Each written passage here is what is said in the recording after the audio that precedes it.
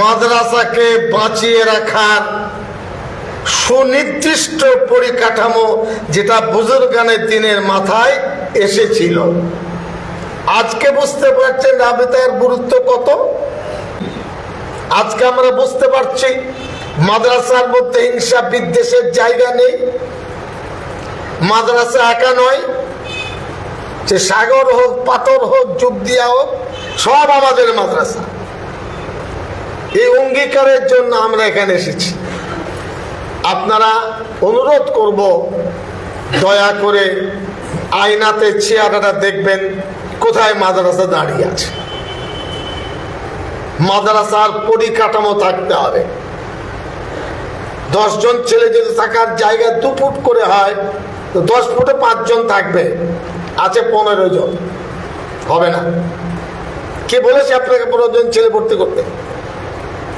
মাদ্রাসায় টয়লেট, পানীয় জল সুন্দর ব্যবস্থা হতে হবে। আমার বাড়ির বাচ্চারা যদি ভালো পানি খায়, তো মাদ্রাসা ছেলেরা কি খাবে না? আমার মনে কি কষ্ট হয় না? একইভাবে শিক্ষকদের বেতন পরিকাঠামো দক্ষিণে খুব খারাপ। পাঁশকুড়ায় খবর নিলাম, মাসে প্রায় 14.5 লক্ষ টাকা বেতন, 28,500 টাকা সর্বোচ্চ বেতন, সর্বনিম্ন 17,000। মৌলানা আইজুল হক কাসিমি সাহেব, মুহাদ্দিস, বুজুর্গ আলিম বাংলার, 8 জন শিক্ষক আছেন যাদের 28,000 টাকা বেতন। তারপরে 26, 27 হতে হতে 17।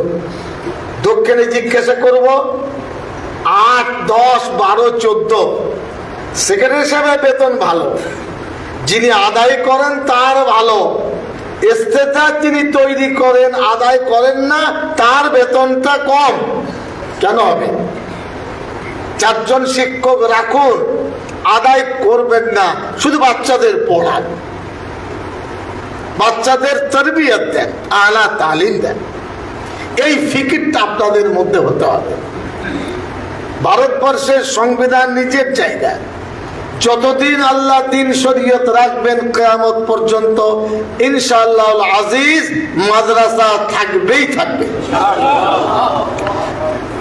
দিন ইসলাম ছাড়া মাদ্রাসা চলবে না, মাদ্রাসা ছাড়া দিন ইসলাম চলবে না, অবিচ্ছেদ্য অঙ্গ। হযরত মাওলানা আরশাদ মাদানী তিনি বক্তব্য বলেছেন, ये दीन का हिस्सा है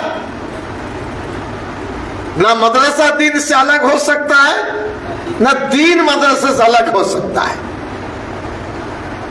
এই মনোভাব নিতে হবে।